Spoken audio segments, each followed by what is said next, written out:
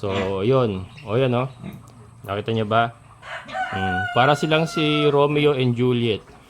May partition ay isang kulungan. Ayan, sabi niya. Oh. Kanor, come here. Come over here, Kanor. Si Kanor, yan. Wait for me, my darling. I'm waiting for my boss to open the door.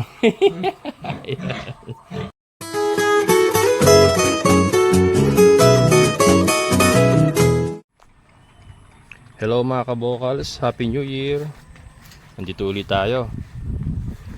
January 1 mga kabokals. So, update ko lang kayo sa ating mga tinanim. Kung matatandaan nyo mga kabokals, ito yung hinarvest natin, yung una nating ginawang silage na Madre de Agua. Yung napakalago dati. Ang itsura niya, parang ayun yung Madre de Agua natin dito. Mas malago pa dito. Ayan. Diba? Mas malago pa siya dyan nung nag-harvest tayo. Ngayon ay parang ano pa lang yata tayo mga kabokals. Going 2 weeks pa lang yata tayo nakalipas. Pero ito na ito sinasabi ko mga kabokals, kaya hindi ko pinuputol. Makita nyo na yung dulong dahon niya, hindi natin ginagalaw yan. Ito sinasabi ko, magpuputukan kasi uli yan.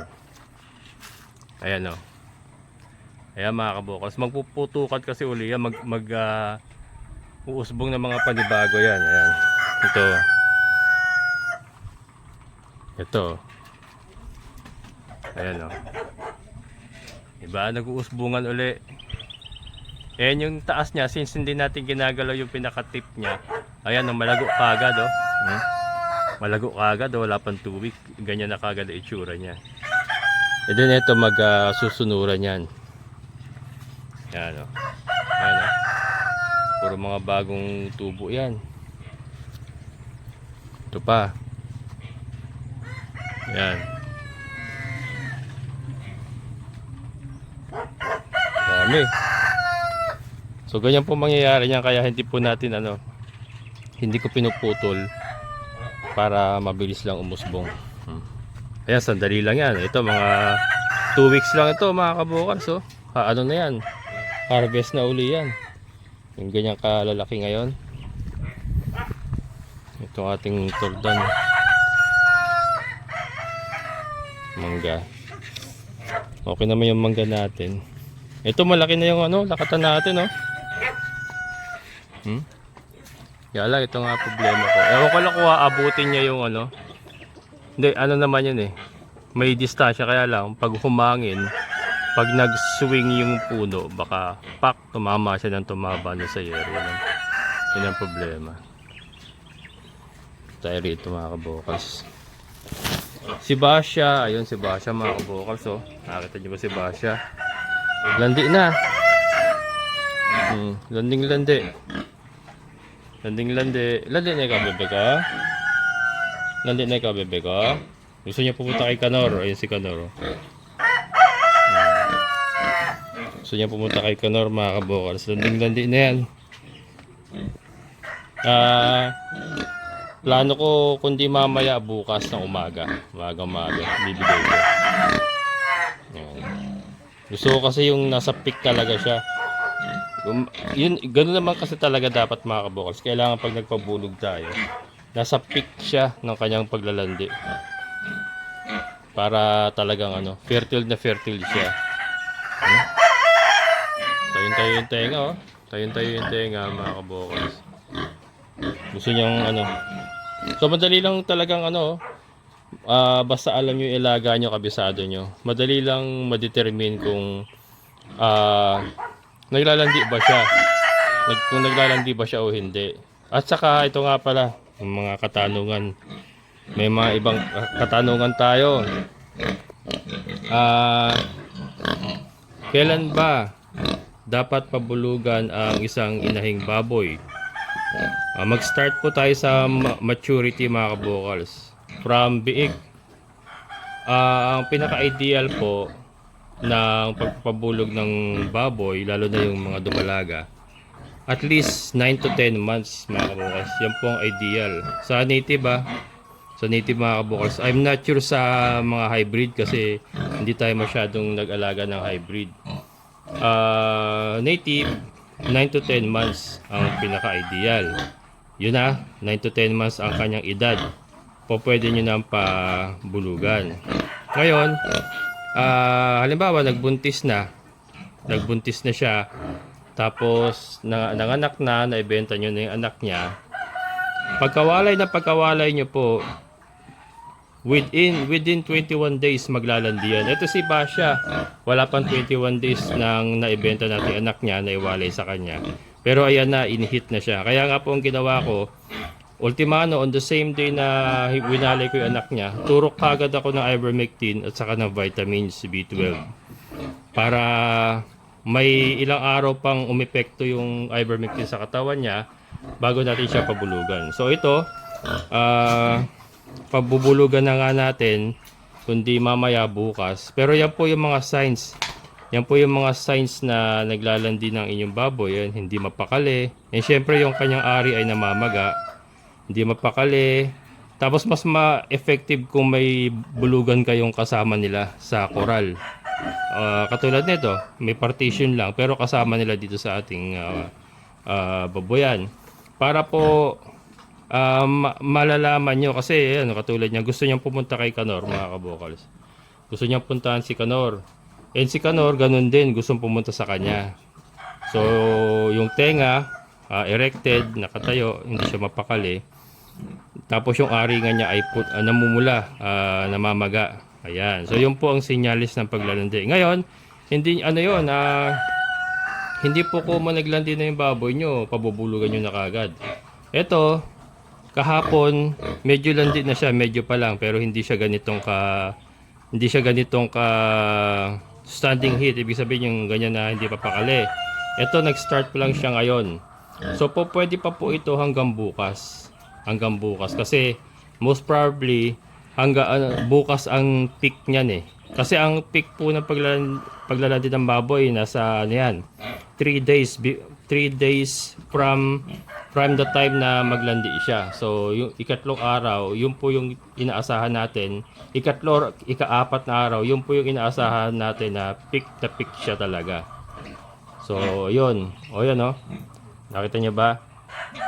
Para silang si Romeo and Juliet. May partition ay isang kulungan. Ayan, sabi niya, Kanor, come here, come over here, Kanor. Si Kanor, yan. Wait for me, my darling. I'm waiting for my boss to open the door. Ayan mga kabokals. So yan po ayan yan po mga senyalis na paglandi. Pero yun nga, bukas ko pa siya ibibigay. So baka mag-alala kayo, baka lumipas siya kabokals. Hindi mga kabokals, tumatagal po yun hanggang 5 araw yung kanilang paglalandi. 5-6 na subukan ko po, landi pa rin. Pero yun nga, wag yun na paabutin ng 6. Ito nga kahapon naglandi na siya.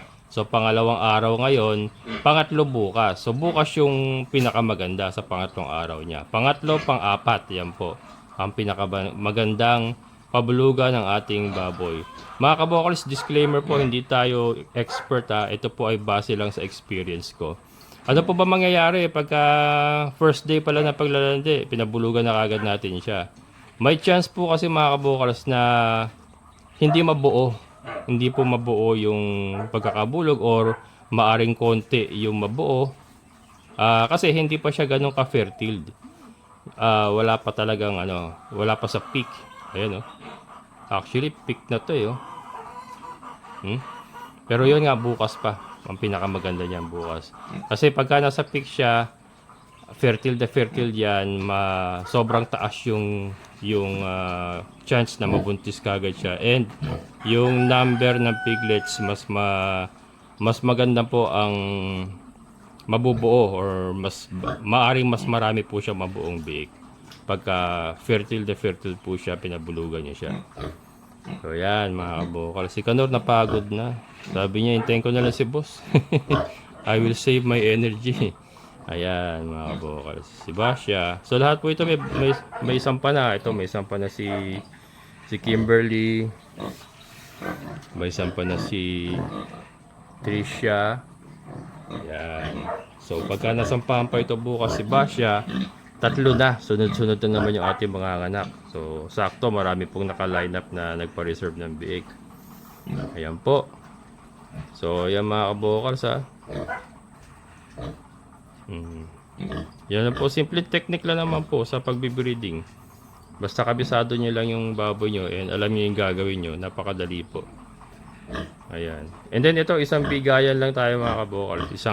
Kasi dati binababad ko. Ang ginagawa ko ngayon, isang bigayan na lang. Solid talaga. Talaga, nakabantay ako. Tinitignan ko talaga kung pumasok ba or kung nag-unload ba siya ng maayos. So, pagka ganon, isang bigayan lang, okay na. Mas nabubuo po pagka ganon. Kasi pagka binabad ko, based din sa experience ko, sinasampahan. Minsan nai-intonses pa yung buo na, hindi pa nabubuo. So, ito, si Basya, na-experience ko yan. Binabad ko si Kanor. After 21 days, naglandi uli. So, umulit mga kabokal. So, yun. So kaya ginagawa ko ngayon, isang bigayan na lang basta solid yung pagkakasampa niya. Okay na yan. Mas nabubuo siya. So yan po. Ating mga baboy. Yan, ito yung ating mga layers mga kabokals. Marami na itlog to. Nandun sa banga. Nasa mahiwagang banga natin. And then ito, kinukunan ko na ito. Kinunan ko na ngayon ng itlog kasi fertile na yan. Naka 1 week mahigit na sa kanya yung mga inahin. Ito kasi medyo duda pa ako. Hindi ko nakikita sumasampa eh. Hindi ko nakita sumasampa. And may nakikita akong itlog na malaki. Pagka malaki kasi asahan nyo yung sobrang laki yung jumbo. Hindi po fertile yun. Business experience ko rin talaga. Pag sobrang laki ng itlog, asahan nyo talaga. Hindi po fertile yun. Mas maganda yung medium size lang talaga or yung large na itlog. Yun, mas malaki po yung chance na fertile siya.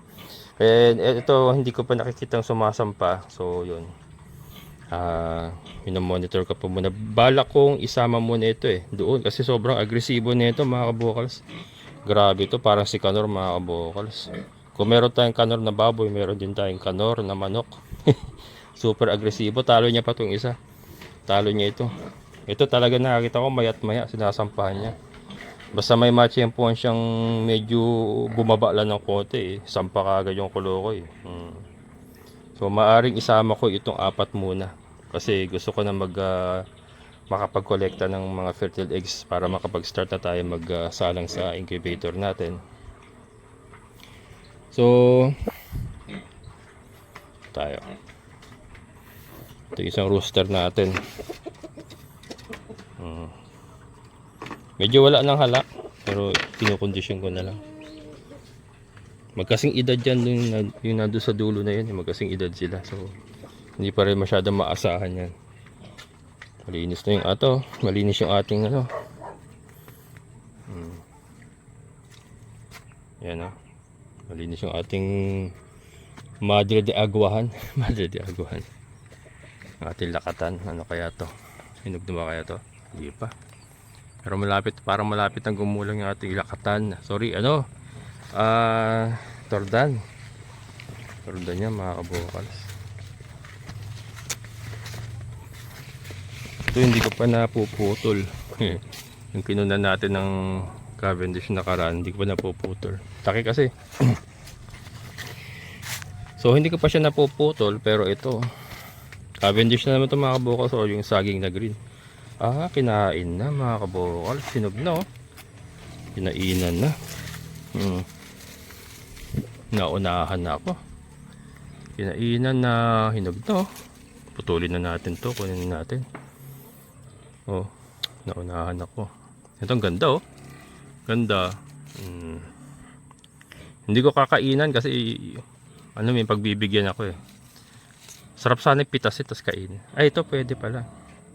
Maya pagka pinitas natin. Pero yan, kukunin na natin.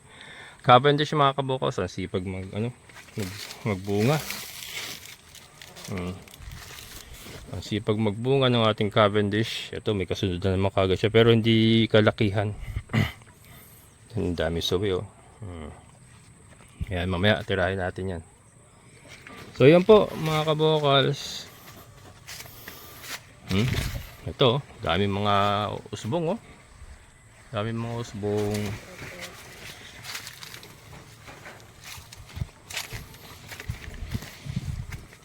Oh.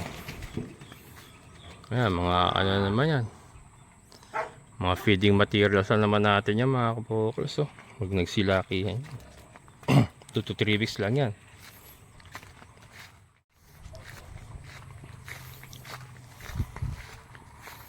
Ito, update ko kayo mga kabokals sa ating mga malunggay. Hey dog! Hey dog! Yan ka lang. Yan ka lang. Dog killer. Dog killer. We have a lift off, sabi nga, di ba? Saan na ba yan? Where is it? Boy na mga kabokals. May nakita, ayun oh. Haha. Boy na mga kabokals yung ating malunggay. Buhay na siya. Ayan oh. Dami na ito. Haha. Ang galing. Buhay na. Ating mga malunggay. Yung iba sa ating malunggay. Ito oh. Nabuhay yung malaki mga kabokals. Ayun oh. Palabas pa lang oh. Palabas pa lang. Ayan. Kita nyo ba yan? Ayan oh. Ano yan? Usbong yan. Kasi ito may papaya ako dyan. May mga papaya ako dyan in between. Red lady. Tapos ito mga patola yan. 3 puno yan. 3 puno ng patola. Ito yung isa. May patola yan. Tapos ito in between yan puro papaya. Andito yung isang patola. Ito boy din to oh. Boy din yan mga kabukals oh. Ang ating malunggay. Ito papaya, tapos ito patola. Patola yan. Excuse. Yan. So yan po mga kabukals.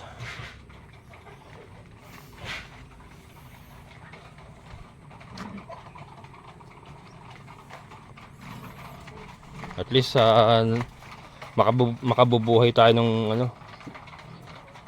Pero sa tingin ko mabubuhay lahat itong malalaki na ito mga kabukals. Tingin ko lang mabubuhay lahat yan eh.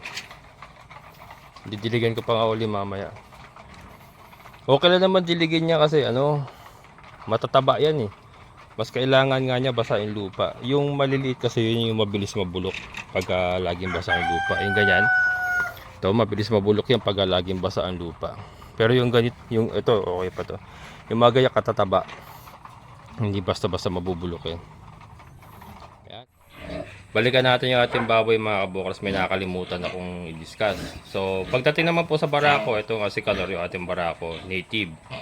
Ang barako native po mga kabukals, maaga po mag-mature yan. As early as 4 months sumasampa na yan. Basta kaya niya na sumampa, sasampa na yan. Pero ang ideal po again, ang ideal po para sa akin na again, ito para sa akin lang po ito. Hindi po tayo eksperto. Dapat ang barako po at least nasa 7 or 8 months din po siya bago nyo gamitin.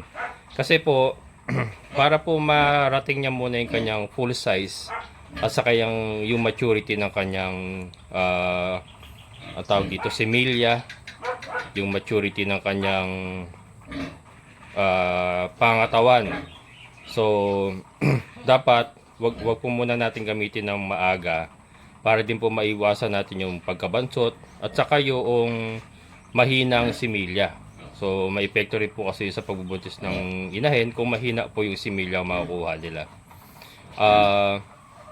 And ito both barako and inahin mga kabokals. Bago nyo po pasampahan ng inyong mga inahin or pabulugin ng inyong mga barako, mas mainam po na napurga sila, napurga at kung may chance po kayong maturukan ng vitamins, kahit native po yan, pwede nyo pong gamitan ng tawag dito ng B-complex. Kaya lang ako kasi gumagamit lang ako noon pagka magpapabulog ako, yung katulad nito, kakaawat lang ng mga anak. Nakita ko kasi na yung katawan niya medyo talagang namayat gawa nung na-drain siya ng mga anak niya eh. nagpadede siya ng padede. Na-drain yung kanyang katawan. So yun, binigyan ko siya ng konting parang booster. So ivermectin nga ang ginamit natin. Pero kung ayaw naman po mag-injectable, po pwede rin naman yung oral na pampurga. Marami na pong oral na pampurga. And then, papartneran niyo po ng vitamins yung B-complex. Pang booster lang sa kanyang katawan. One time lang naman yon. And then, never pong magpurga after po na bulugan niyo yung baboy. Kasi po masasayang lang po yung sampa, yung similya. Maari pong mamatay po yung similya or habang nabubuntis, magkaroon po ng problema yung pagbubuntis ng yung baboy. Kaya meron pong gumagawa parang 2 weeks before manganak, nagpupurga sila. O pwede rin po yung, kaya lang personally hindi ko po nasubukan yon. Ako po palagi, after po maawat nung biik, dun ko po pinapasok yung papupurga bago po pabulugan. Yun po yung aking practice. So yun, nasa inyo na po yung kung ano po yung susundan nyo. So yan, shoutout kay Andrew. Ayan, no? Sir, sana'y nasagot ko yung mga katanungan. Kapag may tanong ka pa, punta ka lang dito. Angela sa babae. Angela sa babae si Andrew. Ayan. Yeah, excited na rin mapabulugan yung kanyang mga baboy at parang 10 months yata ngayon, 9 or 10 months na sa kanya yung mga baboy. So yun, sakto-sakto na, ready na. Ayan mga kabokal, so tibain na natin to. Hindi na pinagtatagal tong saging na to mga kabokal, kasi uubusin ito ng hindi ko alam kung paniki ang tumira or daga. Yan, tirahin na natin.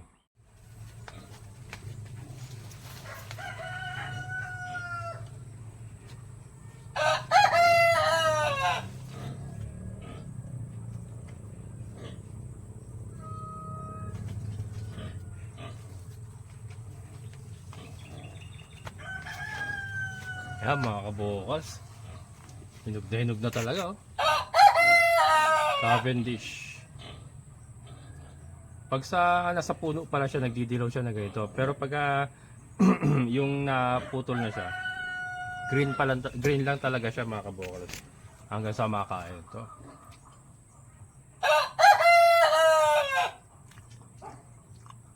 Wala pa rin poise. Kahit dinahandahan na, wala pa rin poise. Harap. Kain tayo mga kabukals. Yan, may mga pagbibigyan ako mga kabukals. Yan. Share the blessing, sabi nga.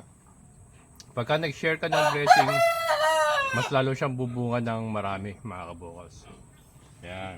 Bigyan natin mga kaibigan natin. Mga kaibigan lang, ayaw niya yung mga kaaway. Joke lang. Yan. Yan.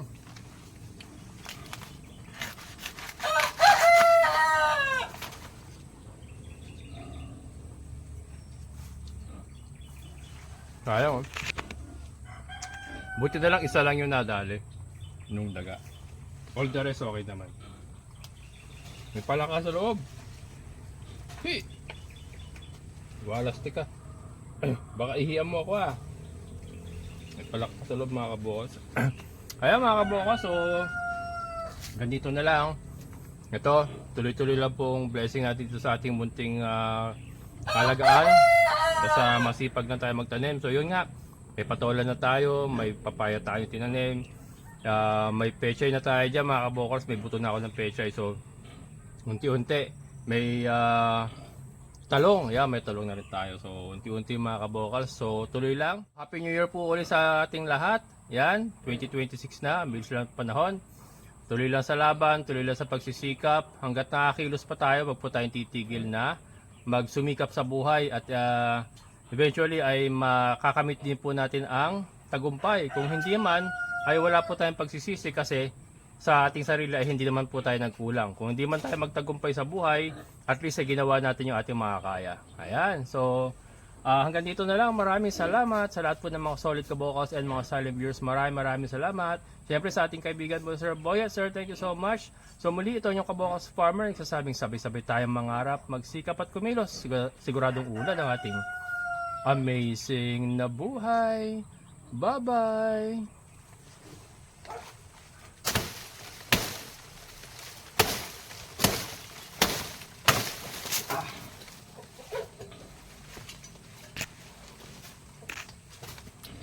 Bye-bye!